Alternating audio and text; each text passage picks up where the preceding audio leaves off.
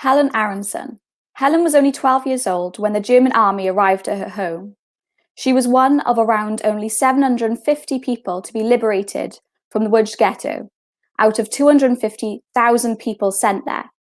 Her mother and brother survived with her, but her father was murdered at Chelmno. Helen Aronson was born Helen Chmura on 24th of April 1927 in Pabianice, a small town in central Poland. Helen's family, her mother Frania Katz, father Matusz Chmura, brother Henry and sister Mariela were Jewish.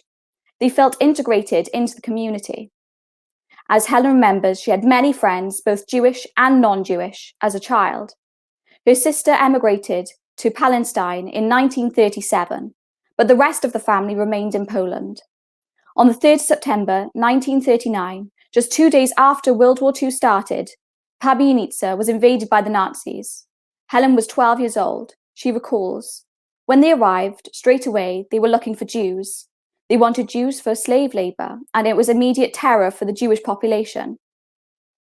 Jewish men were forced to shave their beards. Synagogues were burnt. Jewish residents were forced to sew a yellow Star of David patched onto their clothes, and Helen's school was closed.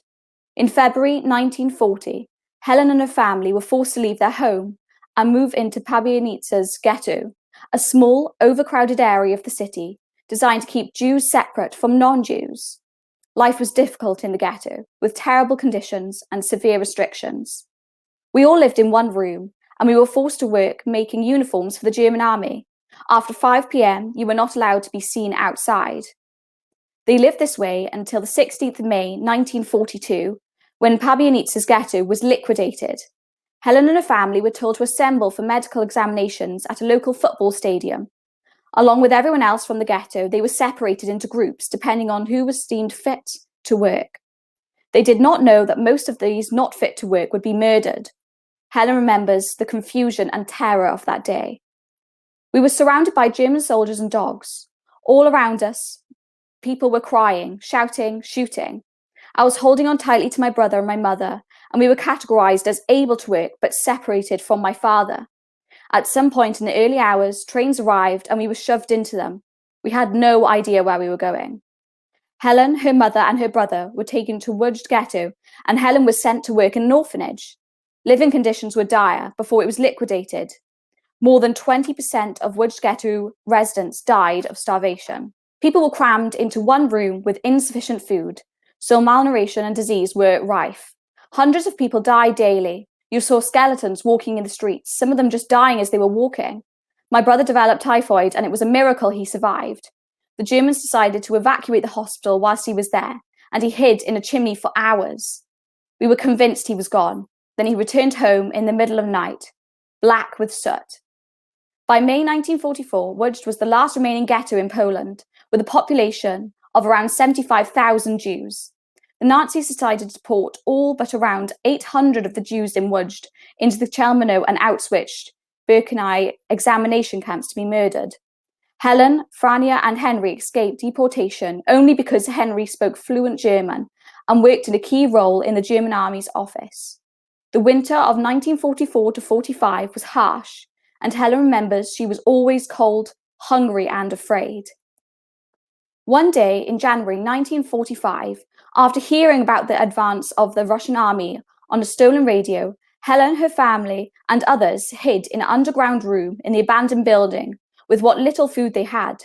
Helen thinks they were there for about a week. One day we heard lots of boots stamping above us. My mother said, "I think I heard spoken Russian." We waited a bit. Then my brother very cautiously opened the entrance. A Russian soldier said, "The war is finished and you are free." How can one describe that feeling? It was my wildest dreams. Helen and her family had no idea of what was happening to Helen's father, Matusz, until after the war, when she discovered that he had volunteered to accompany a group of young children separate from their parents in Pabianice. Matusz and the children, he confirmed, were loaded into lorries and driven to Chelmno, where they were murdered using the fumes from the lorries. Helen is proud of her father's choice, saying, "He is my unsung hero." However, the trauma of receiving the news is something Helen can never forget. It was so terrible. The realization of what happened to him, my family, the people I knew, how they perished and how they will never come back. You are liberated, but where do you start to put your life back together again? After the war, Helen was invited to London by an uncle. She met her husband in England, fell in love, and married. However, this meant she could not join her mother and sister in Palestine, and her brother emigrated to Australia. So, as she said, although we survived the war, we were separated again. Setting into life in England was difficult, and learning English was a struggle. Helen felt no one was interested in her story. I never spoke about it. It was difficult for people to understand, and lots of people didn't believe it.